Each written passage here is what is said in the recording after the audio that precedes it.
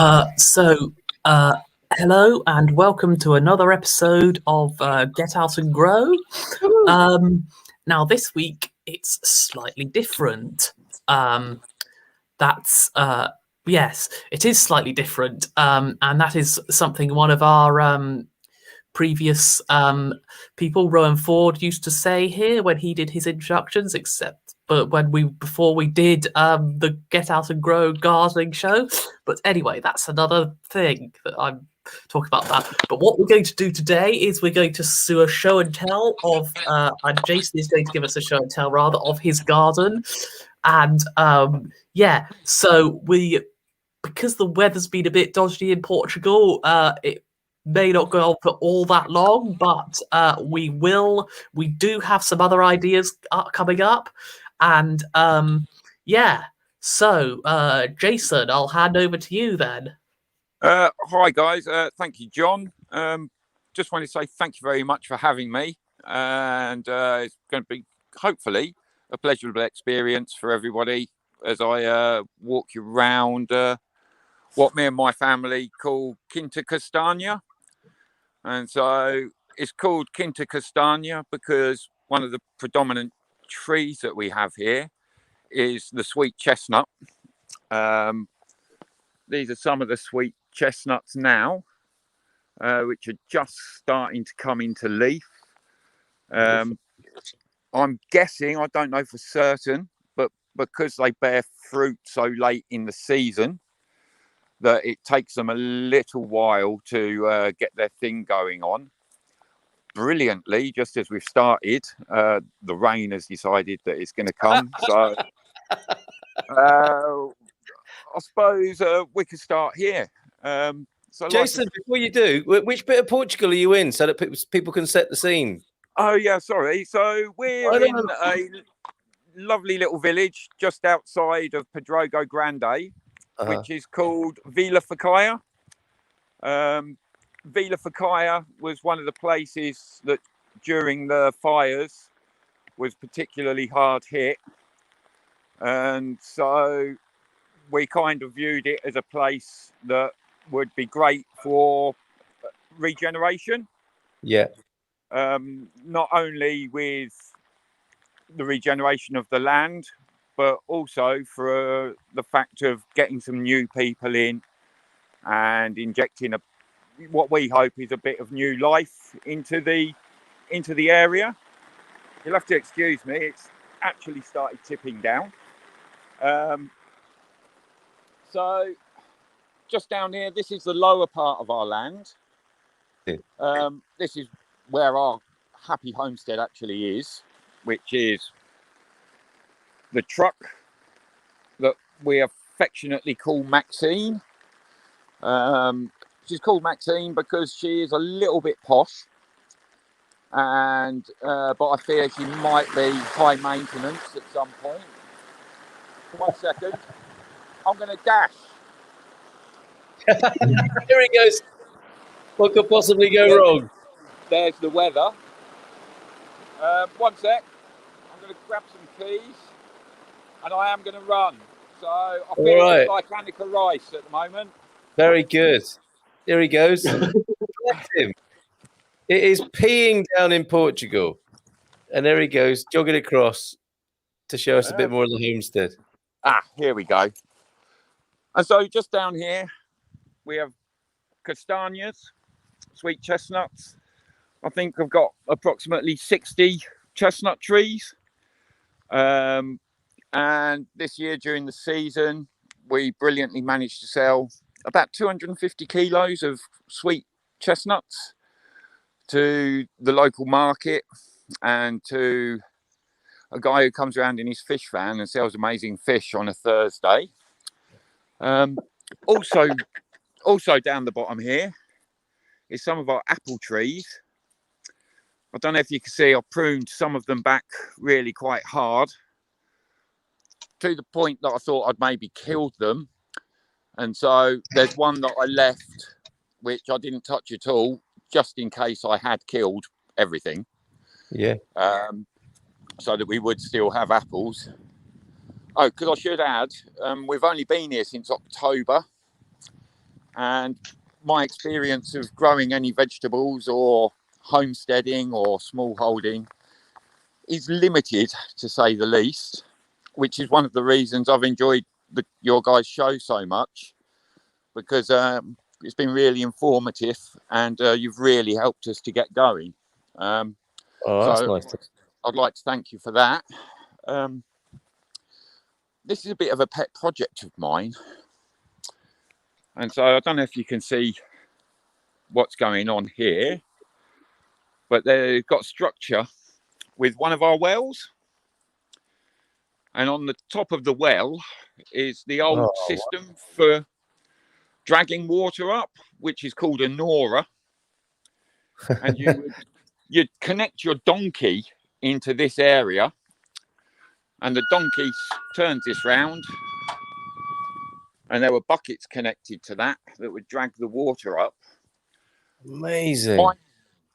I need to get that removed because I have a 1-year-old daughter, and I need to get the well capped. And so I'm going to remove all of this and reduce the stone part down almost to ground level. And then I have plans to build a structure over the top there's no way of hiding it. I'm going to build a circular cocktail bar on top of the well. And it's going to be called the Well Inn. Very good. And so everything eventually that grows on this terrace is going to be for making drinks, be they alcoholic or soft drinks. And so I've managed to train one of the grapevines to come up on the inside, and it's doing really well, I think, because the extra heat that's generated from being under the tarp. And then around here we've got mint and passion fruit, kiwi, olive for martinis, and we've just planted a selection of soft fruit, so red and currants, raspberries, both red and yellow, and these guys here, which is a thornless blackberry. Oh, lovely. But again, we're beginners at this, and so at the moment we're just sticking stuff in the ground and hoping that it works. Then we've got strawberries and feijoa, which is one of my favourite fruits. Did you know about that being to Portugal, Jason, the feijoa? I know the feijoa tree from spending quite a bit of time in New Zealand. And it's one of their favourite trees. Really good fruit, packed with fibre and with vitamin C. You once the trees are established, they're a great shade tree as well. This is one of my beds. I'm really sorry, Lee, but on some level we are still playing the weed or plant game. And I was going to say, is it dig or no dig? It's diggled. There we go. Diggled and jiggled, I'd say. But here we've got some radishes, beetroots, hopefully, and some rocket, and we're waiting for some fennel to come up. And then a load of our tomatoes, which I planted out once I thought the frost had finished. But we had one unseasonal night, and it's killed off a load of the leaves and stuff. Lettuces are doing remarkably well. Beautiful. Oh, yeah. And so, because we're still unsure about the weather, I think I might have gone overboard with planting tomatoes. I think there's probably 30 or so in there and another 30 or so in there. But I'm guessing we can just take some out. And then just some chili plants, some peppers, a grapefruit tree which smells amazing when it's in blossom, and this little fella here, which some people call a lime tree, but I call my mojito tree. Of course. And so that's kind of the cocktail terrace. Every homestead should have one, definitely. I mean, I'm thinking it's a must. It's everybody, once you finish digging or not digging, as the case may be, it's always nice to have somewhere to relax and take your mind off the fact that your back aches, or you know, all the other things that you have to do in a day. Yeah. Come up to sort of the next level, and these are the girls. Oh, brilliant. Who are currently trying to keep out of the rain. Being as the majority of my fishing tackle is still in the UK, they get the use of my brolly to keep their food and everything dry. But it looks like most of them are under here. Yeah. And so we've got 4 hens for laying eggs. One of them's called left, one of them's called right, depending on which flight wings I cut, so they can only go round in circles that way. And the other 2 are called direta and ashada, which is a Portuguese for left and right, mainly because I'm not very imaginative. Very good bilingual action there, though. And the 2 eating chickens are called Fran and Go. Because as I understand, that is the Portuguese for an eating chicken. Yeah. Poor old Larry. Poor old Larry. You got a bit of a situation with Larry. What's happened there, Jason? Oh, I bought him from a very honest guy who honestly told me that there was nothing wrong with it, and I honestly believed him. And then when I started working with it, it was pretty apparent that things weren't as they are. I don't want to take the cover off because I've got pistons open to the air and the head is off and stuff like that.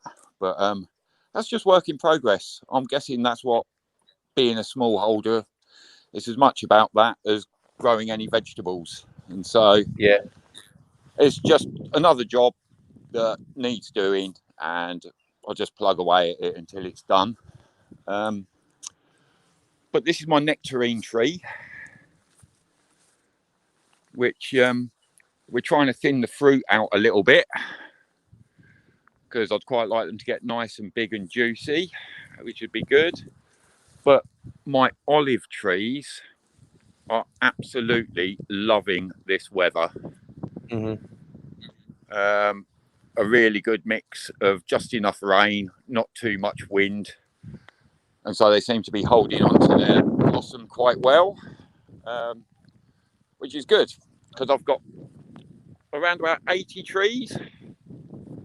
Wow. Which we're actually here in time last year for the olive harvest, and we yielded, I think it was 980 kilos of olives. Good heavens. Which we had pressed in a private press, and we got a return of 97 litres of olive oil, which superb. We were pretty happy about.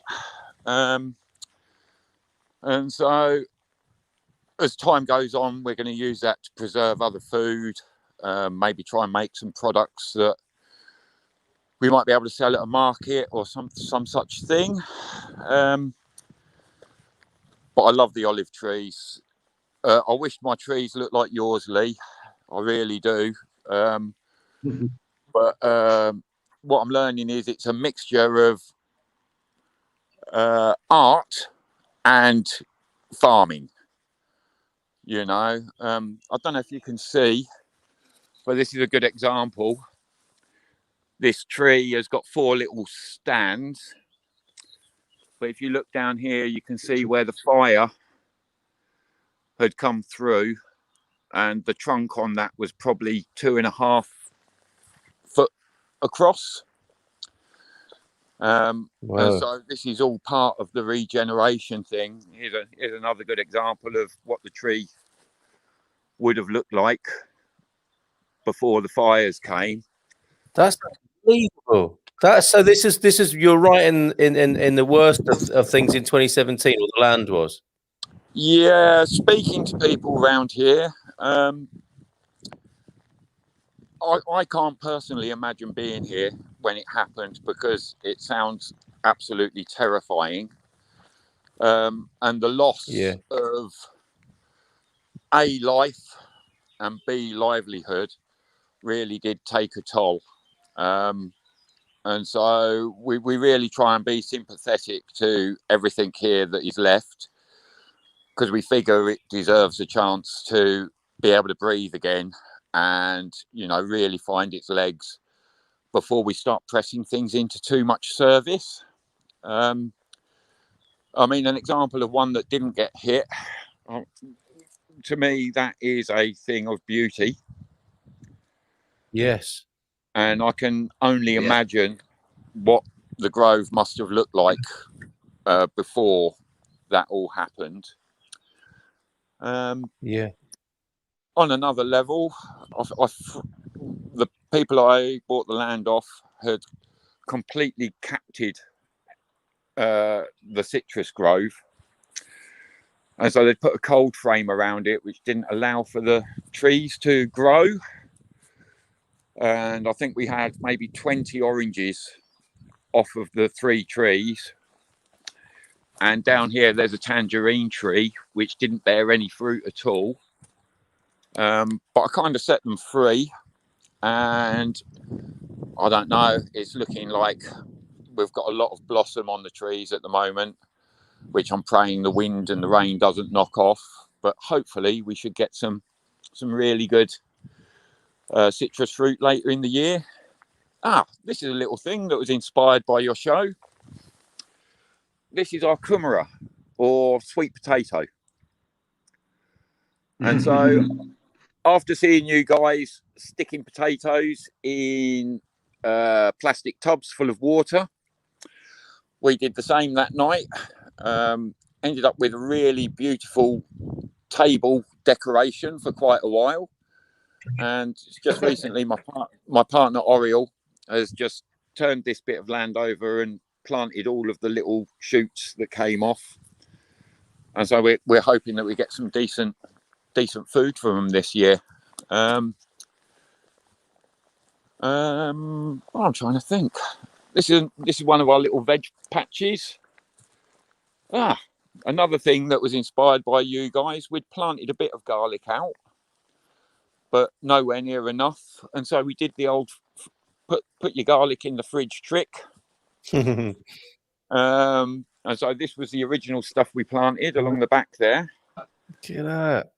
And then these ones went in probably about 5 weeks afterwards, but they seem to be finding their feet. And then in amongst that, we've got some cooking onions, some beetroot, and the ubiquitous greens, which I think it's illegal not to grow this in Portugal. I think if you don't grow it, someone comes and takes your farm off you. And then our broad beans are just starting to go over now. Planted these in December, and we've had so much food off of them. They've been delicious. But a question I wanted to ask Lee was, I've heard that beans and peas are nitrogen fixing. I want to get ready to repurpose this bed. Can I just turn all of the remnants into the ground and then just start growing again straight after I've rotivated it in? I think we've got Lee might have frozen up a bit there. We'll come back to him on Okay. that, I think. Can you hear us? No Lee?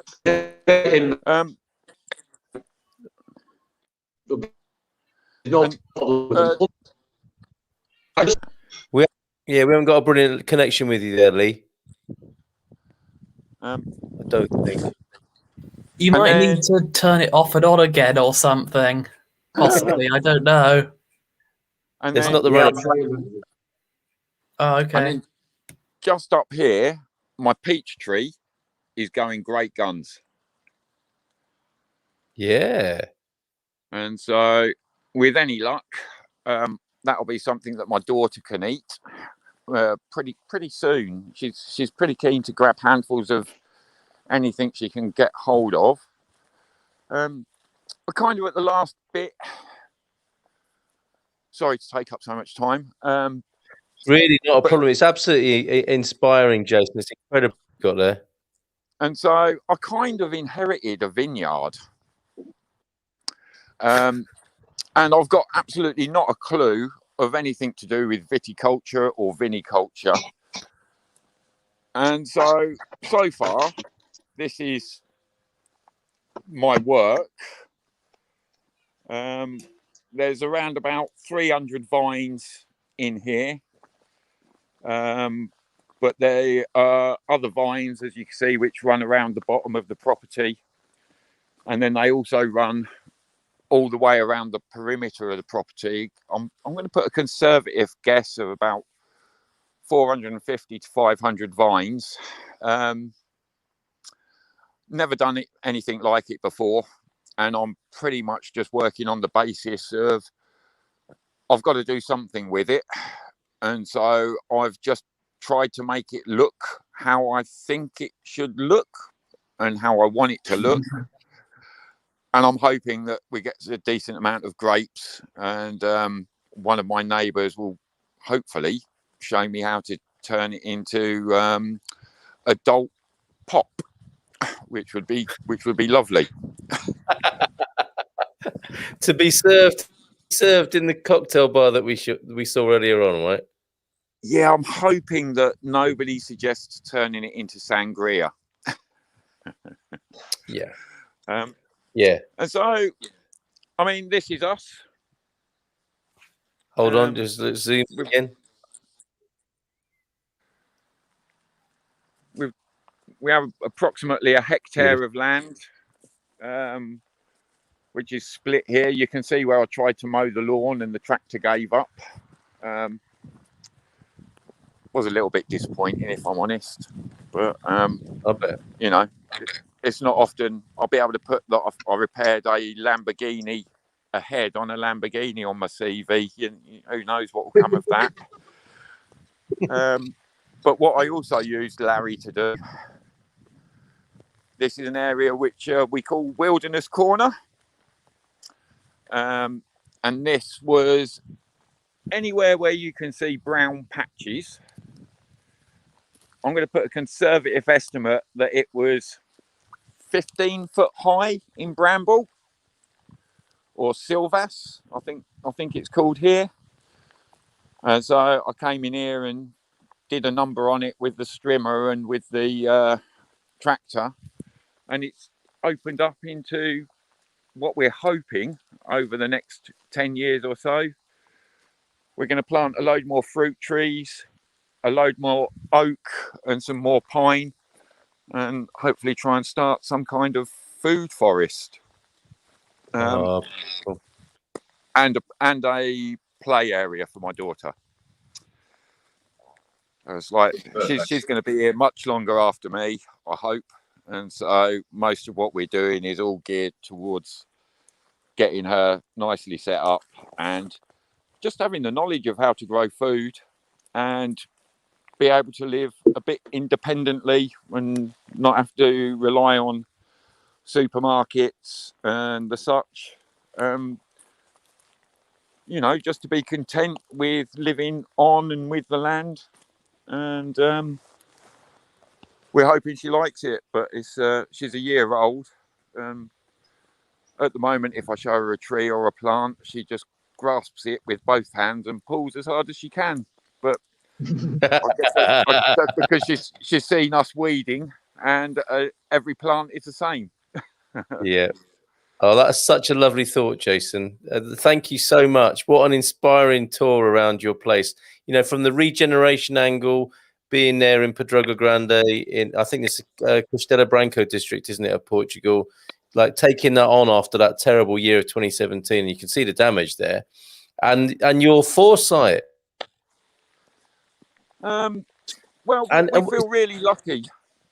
Yeah, we feel really lucky to have been given the opportunity, and we've bought a piece of land where it is actually a feasible thing to be able to grow your own food and kind of live the life that we always envisaged for ourselves. Not just for ourselves, but our plan with reforesting and stuff like that. I think it works on any scale. And so if people plant trees and fruit in their gardens, eventually all of those little gardens will slowly turn into woodland. And even if you live in a town or a village, all of a sudden, all of those houses are in a beautiful environment where you've got carbon capture with trees. Everywhere becomes cooler. You have shade, and everyone can share with their community and start building communities again, where if you have a surplus, you share with a neighbour. You know, you don't have to be an island all by yourself.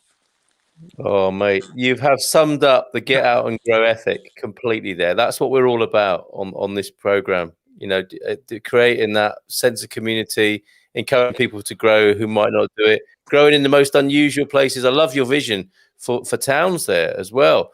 It's a question from Stephen. You did say a hectare, right? Which is about 2.5 acres, isn't it, pretty much?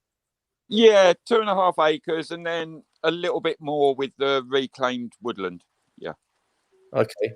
And you've done a great job in there. Denise loves it. Great place. I know Head Gardener McGrady is going to want to answer your question and maybe ask you a few things. But Anna, we've got a question here. Yeah, we've got one that is: does Portugal have any deer, rabbits, gophers, possums, or raccoons that consider gardens their buffet table? Have you had any visitors of that kind, Jason? We have a naughty piglet problem. Yeah. I mean, it's not a problem. But so we've got like 30 hazel trees, and they love rooting around there looking for the old nuts. And so when I first got here, I got all upset, and I went out and bought hundreds of meters of fencing. And then a day after I bought all the fencing, I sat there and I was like, what am I doing? I've spent all this time trying to live closer to nature, and at the very first opportunity, I'm going to try and fence it out. And so we've come to a sort of an agreement. They seem to stick to one part of the land, and they haven't made it up to my vegetables yet. But if they make it up to the vegetables, I've got plenty of fencing to fence my vegetables off. But we have deer here, snakes. I haven't seen any rabbit, but I guess there are some. And I've also heard tale of Egyptian mongoose being a thing around these parts, which I'd be quite excited to see. But I haven't actually seen one yet. Amazing place. Denise and Vinny are loving it. Great place. That's the greetings from New Zealand there. Good on ya. Yeah, Marcus Rabon is here. Our mate Marcus. Augie's here. Good morning from Ottawa, Canada. How lovely. Paul and Louise. Quite fascinating. Different periods of Portugal have different ways of pruning and growing their grapes and their olives. And I think Jason's coming in with his own techniques as well, which is fantastic. Marcus Rabon. When I go to this place, I can't breathe very well and don't know what the reaction is. It's probably some sort. Sound like a pretty spiritual bloke, Marcos. You know, the Castelo Branco, Pedrógão Grande is in need of some TLC after that. You're probably tuning into that, mate. He's talking about Castanheira de Pera, which isn't a million miles from there as well. Paul and Louise in UK, loving your vibe. Got some pictures from Paul and Louise this afternoon from their garden too. Thanks for that. Pat Murphy's here from Halifax. in Canada, not in Yorkshire. Pat Murphy, hello to you. Victoria Benson, Atlanta, Georgia, good afternoon to you. The Laugh Mob are here. Good morning from Arizona as well. It's nice and sunny. Lovely. All these connections with Pedrógão Grande all around the world this afternoon. Love the show. It's keeping me motivated to get back there and open up a coconut stand. I think that'll go well with the cocktail bar. I think he's taking the mickey out of our mate Frank as well, there a little bit there. Carlos Victor is here. And Stephen, that was Stephen's question earlier on about the size of the land. Amazing what you can do with a hectare. And TP Larson's, question already, but tuning in from California. Thanks, everybody. Lee, you've been very quiet today. I'm sure you got a few questions. Or you want to answer that about the beans, right? Yeah, we can go with that first. The beans, mate, you can just rip them up, lay them flat and motivate them in. They're a great green compost. Brilliant. They do really well. And what would be a good plant or a good vegetable to put after beans?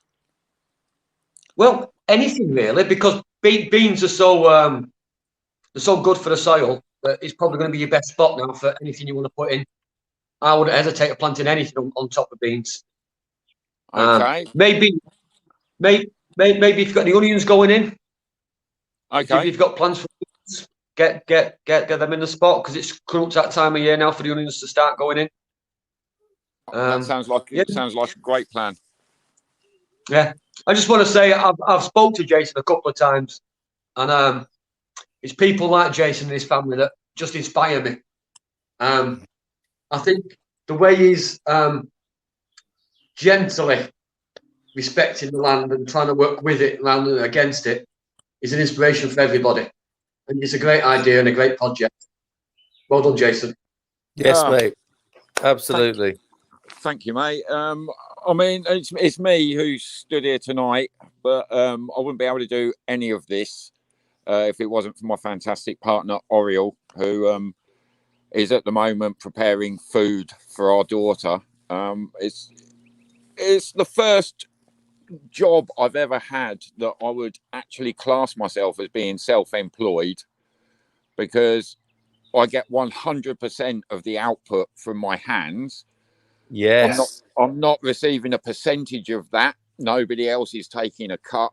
And so every single thing that we do here has a direct benefit to our lives going forward, which for us is a massive thing. Yes, indeed. Just to be considering the future of your land before you even started is a big plus for everybody and the whole environment that you're living in. When you're thinking about planting trees that you may never see come into fruit and never see develop in your lifetime, it's just inspirational, mate. And I can't wait to come up and have a drink with you on your what would you call it? The well in. The well in. All welcome. Quinta Castagna is a completely inclusive place. If any of you are ever passing or you fancy popping in, you're more than welcome. It'd be a pleasure to have any of you guys here. Oh, bless you. Penny said, sounds amazing. I wish I had a bit more land. Limited to my cottage garden, but we squeezed a lot in. Well done, Penny, over there in Devon. Paul and Louise, well, have a quick look at your picks as a bit of a contrast as well here.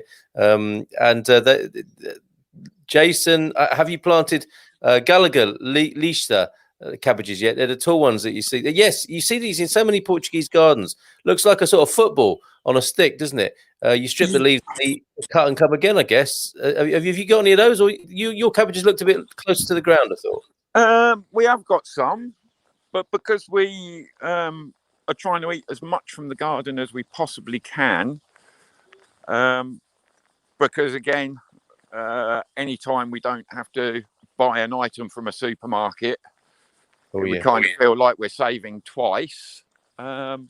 I'm just going to do my Annika Rice thing again and do a little bit of jogging. Leg it down the garden.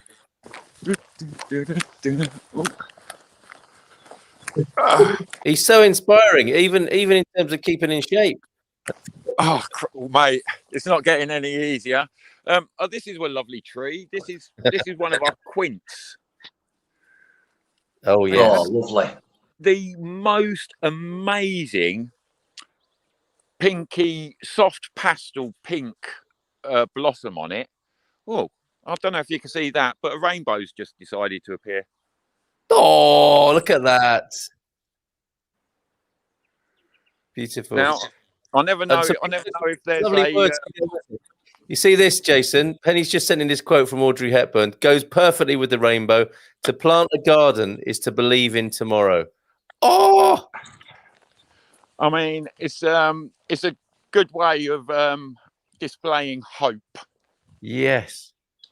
You know, it's which we all need a little bit of at the moment. I think things have been tough for people everywhere. These are the cabbages I think you're talking about. Oh, here we go. Yep. And so they just grow up on a massive tall stem. But you can see we've been a little bit greedy and we've been taking from them already.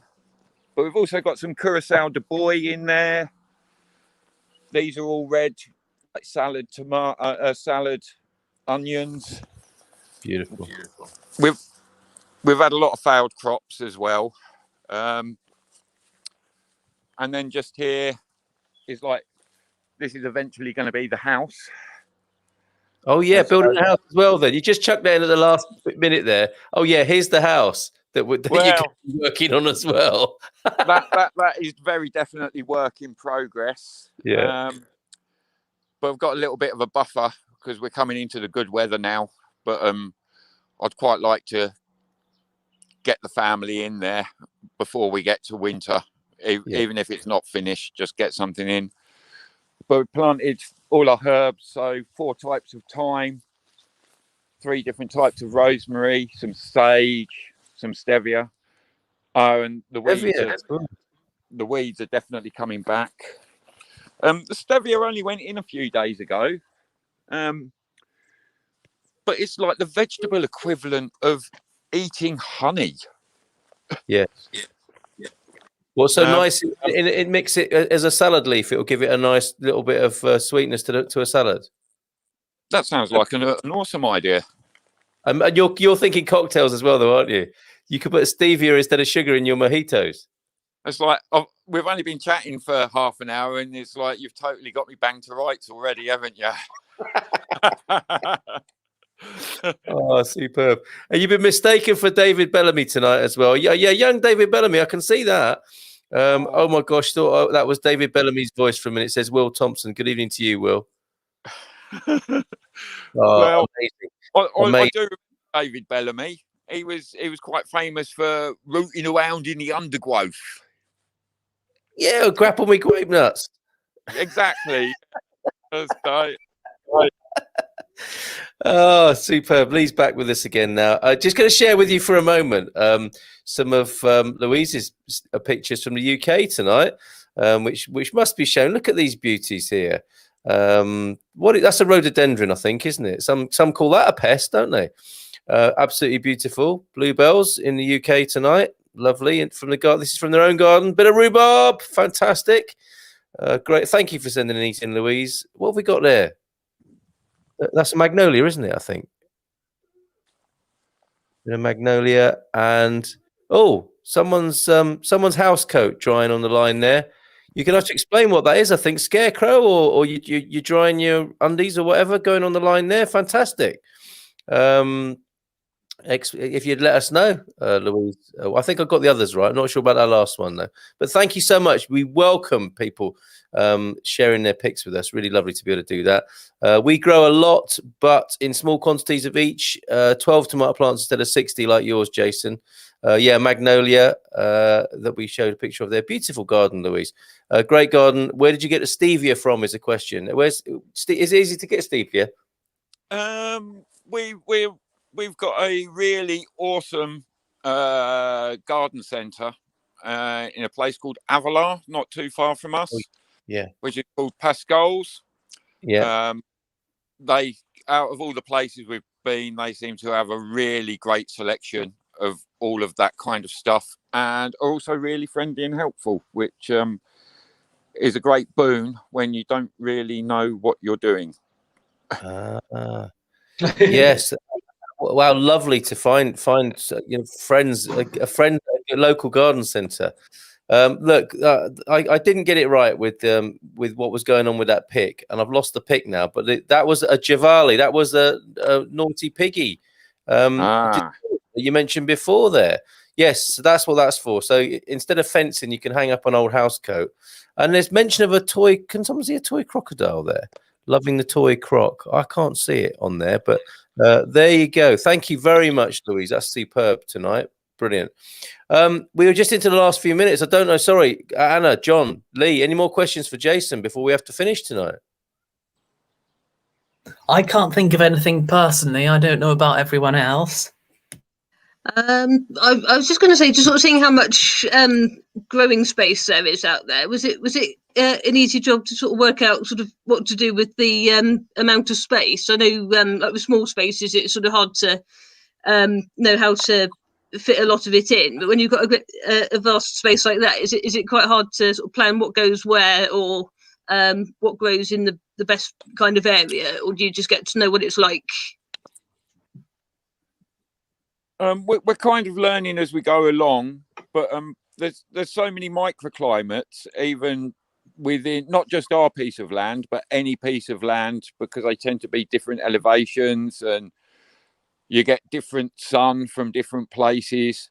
And so, like the citrus and everything is where it is because it really wouldn't stand a chance anywhere else.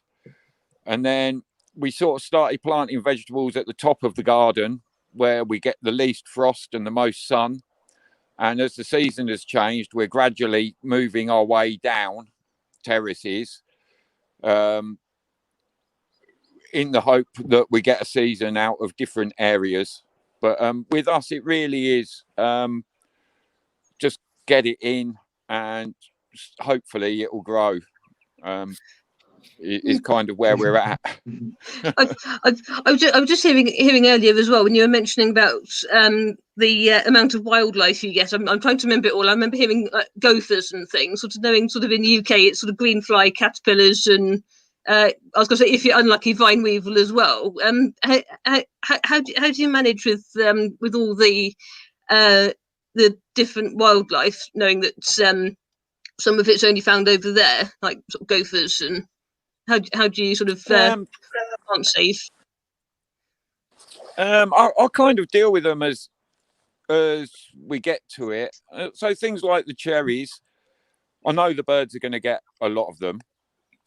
And so the bigger trees, which we don't stand a chance of netting, they're for the birds. Mm-hmm. And then we'll net the smaller trees and we'll have some. And it's the same with the pigs. I'm quite happy for them to have some. And if it means I need to plant a little bit more to take that into consideration, then that's kind of where we're going with it. So rather than try and exclude things from the garden or poisons or anything like that, it's just like, look, if stuff's getting eaten, we'll just plant more. Everyone needs to eat. Oh, you know? What a great ethic. In an agricultural landscape, the animals were here long before us, and it's eroded lots of their natural habitat and stuff. And I think a mistake people make is they look at the countryside and think of it as a natural landscape, whereas the reality of it is an agricultural landscape. And so the reason that you get pest animals is because they've run out of areas where the natural food sources were, and they've got no choice but to come and raid your garden. And so I think once you're aware of that, just plant a bit more, and then everybody gets to have some, and you're kind of doing your bit for not just yourself, but passing forward and sort of passing stuff forward. And, you know, hopefully we see some animal numbers increase. If we all start planting trees and bushes, habitat increases. And then when they do come, it won't be such an impact for individual people because it can all be shared around, and that's kind of how it works for me. Mate, what a lovely point to end on it. I mean, it is like there's enough for everyone's need, but not for everyone's greed. And when people get greedy, the pests are going to come and bite them on the bum, metaphorically and probably actually sometimes. Actually. Be careful of the snakes. Yeah. Jason, thank you so much. Really, really enjoyed that look. I mean, what wonderful technology that we can have a little nosy around your Quinta Castanera over there in Pedrógão Grande. Really wonderful. Such a diversity of food and a wonderful lifestyle you got there. You gift to your daughter. I completely love talking to you tonight, and thank you so much for being here and sharing that with us. Thanks so much for having me on.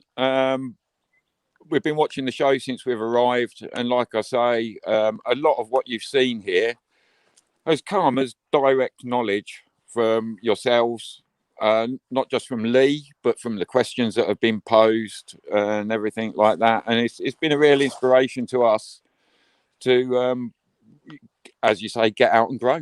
Yeah, there you go, Anna.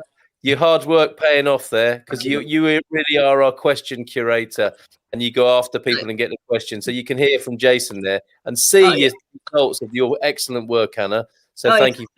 I'm still having to get my thinking cap on for questions. I'm sort of literally having to sort of go back to the drawing board and get some more ideas. And sometimes they only come halfway through the week, but yeah, working with them as they come.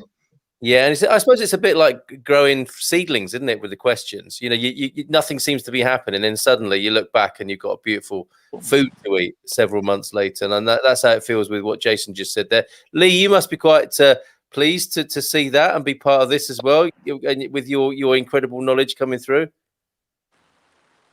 I think it's a good community anyway. Just the online base of the gown community and the Facebook people. Just to speak to Jason and see that he's taken on. He's taken on what we've said, and he's doing things, and it's inspiring him to work. So from our little Monday night chats, people are getting things out of it. Perfect, brilliant, makes me happy. Result. 2 beers. Nice one, guys. And just finally then, Jason, do you have a Facebook? I mean, are you documenting this any other way that Denise over in New Zealand can keep up with?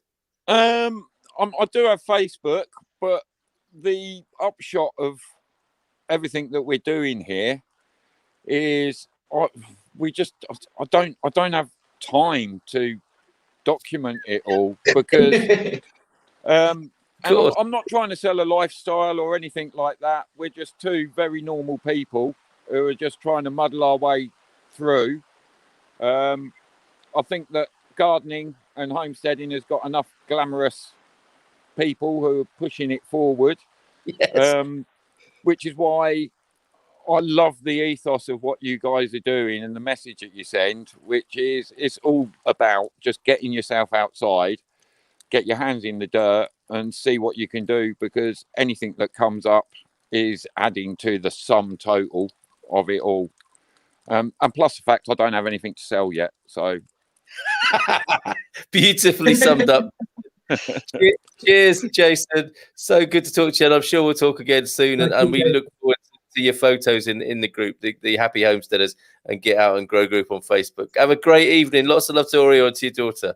You too, guys. Thanks very much for having me. Bye for now. Bye. Bye now.